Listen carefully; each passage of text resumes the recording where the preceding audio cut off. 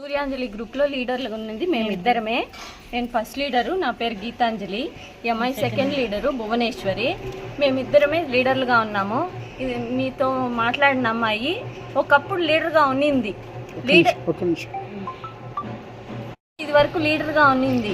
లీడర్లు ఆర్పీలు గూడు పుట్టానీలు చేస్తారు అని మీడియాకు చెప్పేసింది. ఇప్పుడేమో అంటే అమ్మాయి ఒకప్పుడు లీడర్గా ఉన్నప్పుడు అమ్మాయి జరిపించినట్టే కదా. అది ఫస్ట్ మనం చేసింటేనే నెక్స్ట్ ఇంకోటి చేసింటారని మనం ఊహించగలం. అవునా కదా, మీరే అనుకోండి. స్టేట్మెంట్ తీసుకురాలేదు అని చెప్పింది. మేము స్టేట్మెంట్ తెచ్చినాము. ఏ డేట్కి తెచ్చినాం, ఏ టైంకి తెచ్చినాం కూడా దీంట్లో ఉంది. మీకు కావాలంటే ప్రూఫ్కి నేను ఫొటోస్ ఇస్తాను, జెరాక్స్ కూడా ఇస్తాను, తీసుకోండి. తర్వాత ఆ అమ్మాయి ఏ డేట్కి అప్పు తీసుకుంటుంది, ఏ డేట్కి కట్టింది, ఎంత కట్టింది కూడా మా దగ్గర ఉంది. 1,00,000 రూపాయలు తీసుకొని వడ్డీ కట్టేసి ఆ వడ్డీలో మిగిలిన 100 రూపాయలు కూడా అప్పుకు జమ చేసిన రోజులు ఉన్నాయి. వడ్డీ కట్టేసి పారుతుంది. ఏదైనా మాట్లాడితే బూతులు మారుతుంది అమ్మాయి. ఏదైనా మాట్లాడితే బూతులు నెల కొట్లాటే అమ్మాయితో. మా గ్రూప్ వాళ్ళు మేమందరం ఉన్నాం. ఇంకా లేని వాళ్ళు, బయట ఉన్న వాళ్ళు రాలేని పరిస్థితి. కాబట్టి ఆ అమ్మాయి చెప్పిన దాంట్లో ఏ మాత్రం నిజం లేదు. మీకు ప్రూఫ్ తో సహా లంచం అడగలేదు, లోన్ కాదా మేము లేదు. ఆయమ్మ అంత అబద్ధమే చెప్తా ఉండేది. అవును, ఎందుకు అబద్ధం చెప్పేసా? ఇప్పుడు లంచం ఇచ్చినారనుకో, మేము ఉండం కదా, మేము ఎందుకు ఇస్తాం వాళ్ళకి లంచము? అదంతా ఊరికి ఆయమ్మ చెప్తా ఉండేది. ఒక నెల కూడా సరిగా వచ్చలేదు, కట్టలేదు ఆయమ్మ. ఒక నెల కూడా కరెక్ట్ గా కట్టలేదు. రేపు ఇస్తాను, సాయంత్రం ఇస్తాను, ఎల్లుండి ఇస్తాను అంటుంది ఆయన. నైట్ 10 గంటలకు కూడా తీసుకున్నాం సార్ మేము. డబ్బులు నువ్వు కట్టావు, నేను కట్టేస్తాను, మీ డబ్బులు ఇచ్చేయండి, నేను ఎత్తుకొని పోయి కూడా 4 రోజుల తర్వాత కట్టుండదు సార్ అమ్మాయి. అది ఫోటో తీసుకోండి కావాలంటే. మీరు 10వ తేదీ అమ్మాయి వాడేసి మళ్ళీ మళ్ళీ 4 రోజుల తర్వాత కట్టింది. 10వ తేదీ గ్రూప్ జరిగితే ముందంతా చూడండి, మేము ఎన్నో తేదీ కట్టినాం. 11కి పర్ఫెక్ట్గా పోయి కట్టేసి వస్తాం. ఎప్పుడైనా చూసుకోండి. ఆ అమ్మాయి కట్టిన డేట్ చూడండి. 10వ తేదీ తీసుకున్న డబ్బుల్ని 15వ తేదీ వరకు పెట్టుకొని 15వ తేదీ నాడు పోయి కట్టేసి వచ్చింది డబ్బులు. ఈ విధంగా అడిగి మేము ఆ అమ్మాయి చేతికి ఇవ్వము. అందుకే డబ్బులు నమ్మి ఇవ్వని దానివల్ల ఇన్ని క్రియేట్ చేసింది. ఆ అమ్మాయి అడిగినప్పుడే ఈమె అడిగింది. అప్పుడు జగనన్న ఇండ్లు జరుగుతున్నాయి, మీకు కూడా తెలుసు. కన్ఫామ్గా కట్టాలా అని ఈమెది పూర్తయిపోయి మోల్డింగ్ వేసే స్టేజ్లో ఉండింది. ఆ అమ్మాయి పునాది కూడా వేయలేదు. అప్పుడు సచివాలయం స్టాఫ్తో కూడా మాట్లాడింది ఆ అమ్మాయి. ప్రభుత్వం దగ్గర డబ్బులు లేవు, మా దగ్గర ఎట్లుంటాయి, నేను కట్టలేను అని మాట్లాడిన అమ్మాయి మమ్మల్ని అడిగింది 50,000 ఇవ్వనేసి. ఆ అమ్మాయి ఎప్పుడు డబ్బులు అడిగినా లక్షల్లోనే ఇవ్వాలి. ఆ అమ్మాయికి 1,00,000కి లోపల నుంచి ఆ అమ్మాయి అప్పు అడగదు. ఇచ్చిన అమ్మాయి దగ్గర రీపేమెంట్ మా వల్ల కాదు. ఆ అమ్మాయితో వేగలేకే ఇంతమంది నష్టపోయి గ్రూప్నే పగలగొట్టేసి క్లోజ్ చేసేసినాం. చూడండి, మేమేం దాచిపెట్టుకోలేదు. ఒక్క అమ్మాయి వల్ల 9 మంది సఫర్ అయ్యి గ్రూప్నే విడగొట్టి క్యాన్సిల్ చేసుకునేసినాం. నష్టపోయింది మేము. ఇప్పుడు 7 నెలల నుంచి మా గ్రూపు లేదు, మేము చేసుకోను లేదు. ఈ విధంగా మీ రచ్చ మేము భరించలేమనేసి మెప్మా వాళ్ళు మా వల్ల కాదు, మీరు 10 మందే డిసైడ్ చేసుకోండి అన్నారు. 10 మందిలోనూ ఎవ్వరూ ఒప్పుకోలేదు ఆ అమ్మాయి ఉండడానికి. కాబట్టి మేము ఆ అమ్మాయితో వేగలేకనే గ్రూప్ పగలగొట్టుకున్నాము. ఇప్పుడు మళ్ళీ వచ్చి అదేదో కేసు పెడితే పోలీస్ స్టేషన్లో రీఓపెన్ చేయండి అన్నట్లు గ్రూప్ని రీఓపెన్ చేయండి అంటే ఎట్లా చేస్తారు? 10 మంది లేకుండా అమ్మాయికి ఒక్కదానికి సొంతమవుతుంది గ్రూపు. అసలు మధ్యలో వచ్చి చేరింది అమ్మాయి. మా గ్రూప్ స్టార్టింగ్ నుంచి అమ్మాయి లేదు. 4గురిని తీసేసినారు అంటే 4గురిని ఎవరిని తీసినాము ఆ అమ్మాయికి తెలుసా? ఒక అమ్మాయి పెళ్ళి అయిపోయింది, నిలిచిపోయింది. వాళ్ళ పేరెంట్స్ వచ్చి వాళ్ళ డబ్బులు తీసుకొని వెళ్ళిపోయినారు. ఒక ఆమె ఏజ్ అయిపోయింది, విడిపోయింది.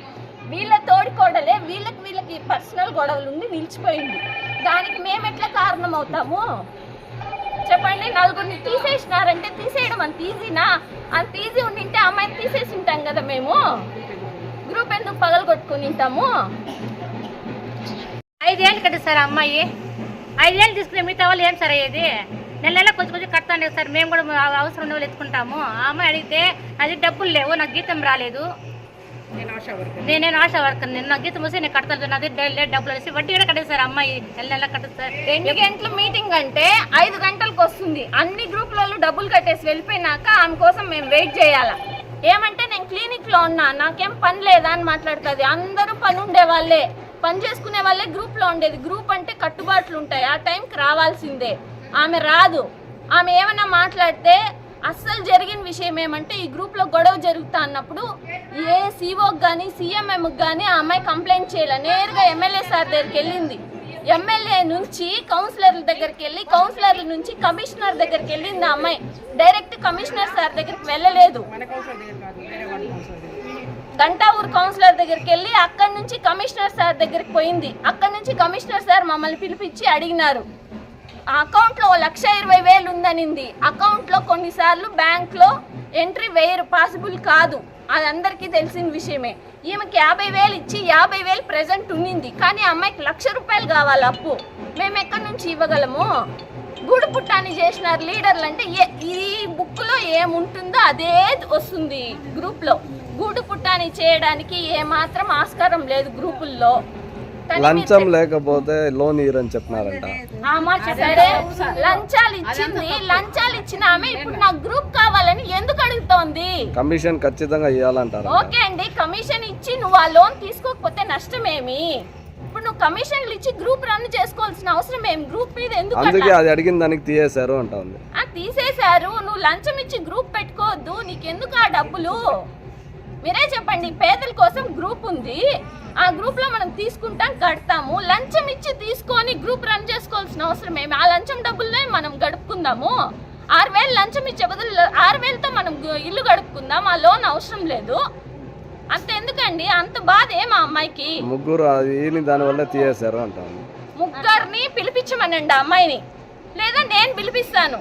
ఒక ముసలామె, కానీ ఆ పెళ్ళైపోయిన అమ్మాయి వస్తుందా ఎవరైనా చెప్పండి? వేరే ఊర్లో ఉంది ఆ అమ్మాయి, కొన్ని పర్సనల్ ప్రాబ్లమ్స్ వాళ్ళకి, వాళ్ళు నిలిచిపోయినారు. అంటే గ్రూప్ జాయిన్ అయినప్పుడు 2009లో జాయిన్ అయినప్పుడు అదే చెప్తున్నా, 2009లో మేము జాయిన్ అయినప్పుడు ఆ రూల్ లేదండి. ఈ విధంగా జరుగుతున్నాయని తర్వాత పెళ్లి కాని అమ్మాయిలని చేర్చుకోకూడదని చెప్పినారు. 2009 నుంచి మా గ్రూప్ ఉంది. ఆ అమ్మాయి అప్పటి నుంచి లేదు, మధ్యలో వచ్చి జాయిన్ అయ్యింది ఆ అమ్మాయి. ఇంతవరకు లంచం తీసుకునేది కానీ, ఎవరి మీద దుర్దృష్టంగా మాట్లాడింది కానీ ఆమె గురించి మాకు తెలియదు. ఇంకా ప్రతి ఒక్క బుక్లోన ₹1 తేడా లేకుండా రాసి పెట్టినది. మా బుక్కులు కావాలంటే మేము ఇస్తాము చూడండి. కానీ ఆమె మీద మాత్రం నింద వేసింది మాత్రం చాలా తప్పు. ఆ తప్పుకు మాత్రము ఆమె క్షమాపణ చెప్పినా సరే, లేదు మమ్మల్ని ఆడికి రమ్మని మేము వస్తాం. కానీ నిలిపినారంటే గ్రూప్ తరఫున మా గ్రూపులు అన్ని పగలు కొట్టేస్తాం. మేము మా గ్రూపులు మాత్రం మేము పెట్టుకోవాలి. ఎవరికైనా సరే మీరు చెప్పండి, మాకేమి విజయం లేదు, కావాలంటే మీరు ఎక్కడ సంబంధం మేము వస్తాము. కరెక్ట్ గా ₹1 ఏది తేడా లేదు. మా గురించి మాకు లంచం గించం మేము ఎందుకు ఎంతవరకు తెలియదు. 15 ఏళ్ళుగా నుంచి ఇప్పుడు మా గ్రూపుల తరఫున ఆమె ఉండాలి. ఏమే అబద్ధాలంతా చెప్తే మేము ఒప్పుకోండి. మేము ఏదో పాత ఖర్చులంతా పెట్టుకొని ఒక మనిషిని మేము అభివృద్ధి చేయకూడదు. కానీ వాళ్ళు కూడా ఒక్క మనిషి దగ్గర నుంచి వేసుకొని చెల్లులు పెట్టడం చాలా తప్పది.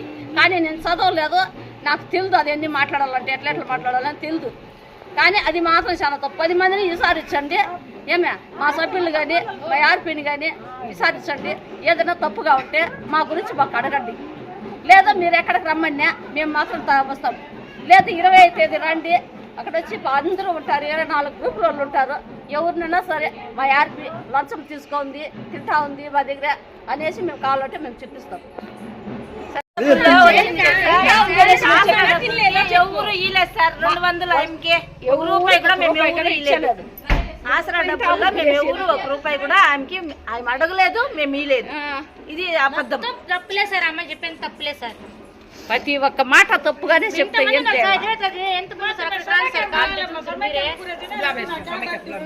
తేదీ సమీక్ష మీటింగ్ రమ్మని చెప్తా అందరూ మాట్లాడతాము. ₹1 కూడా లెక్క రాస్తుంది సార్ మా ఆర్పీ. ₹1 కూడా లెక్క రాసి పెడుతుంది సార్. మేము ఇయ్యాలని రాస్తుంది, ₹1 కూడా లెక్క కరెక్ట్ గా ఉంటుంది సార్. ప్రతి ₹1 బుక్కుల్లో 15 ఏళ్ళుగా ఉంది మాకు ఆర్పీగా. మాకు అది ఏమే రాధా మేడం ఉన్నింది. రాధా మేడం మారిపోయిన తర్వాత 15 ఏళ్ళుగా నుంచి, కానీ ఇంతవరకు కూడా మాకు ₹1 మాకు తేడా తెలియదు. ప్రతి ₹1 బుక్లో ₹1 ఉన్నా కూడా దానికి మళ్ళీ రాసి పెట్టేస్తాం. గ్రూపు క్యాన్సిల్ అయిపోయి 6 నెలలు అవుతుంది. ఇది 7వ నెల. ఈ 7 నెలలుగా పీడీ మేడం కానీ ఐబీ సార్కి కానీ అమ్మాయి కంప్లైంట్ చేయలేదు. ఇప్పుడు ఈ డయా యాప్ వల్ల అక్కడ సిచ్యువేషన్ బాగాలేదు, ఆర్పీల మీద వస్తుంది. అందులో అధికారులందరూ మున్సిపల్ ఆఫీస్లోనే ఉండారు. ఇదే ఛాన్స్ అని అదును చూసి పదునేసినట్లు వచ్చి ఆ అమ్మాయి మీకు చెప్పింది. అంత తప్పితే వేరే ఏమీ లేదు అక్కడ. మళ్ళీ ఆ అమ్మాయి మా బుక్స్ ఆడిట్ కోసం సిఆర్పీలని పెట్టించాలని కదా, ఆ సిఆర్పీలకి నేను బుక్స్ హ్యాండ్ ఓవర్ చేస్తా. కానీ అక్కడ కట్టాల్సిన ఖర్చు ₹1 కూడా మేము ఎవరు సభ్యులం ఇవ్వము. ఎంత డబ్బులు ఖర్చు అవుతుందో ఆ అమ్మాయిని పెట్టి ఆడిట్ చేపిమనండి. ఇందులో తప్పు లేదంటే మాత్రం ఆ అమ్మాయి తలంచుకొని క్షమాపణలు చెప్పాలి. మీ మీడియా వాళ్ళు ఎక్కడుంటే అక్కడ వచ్చి అమ్మాయి చెప్పాలా, చెప్తుందేమో అడగండి. उनके अब्बा को तलब तक से 80,000 दिए हैं बहुत तो उनके भाव उसको, लेकिन 15 रुपये में ट्रांस करते नहीं उनको, उनका बने तक ले लेते हैं। 2 महीने से ग्रुप भी बने नहीं थे।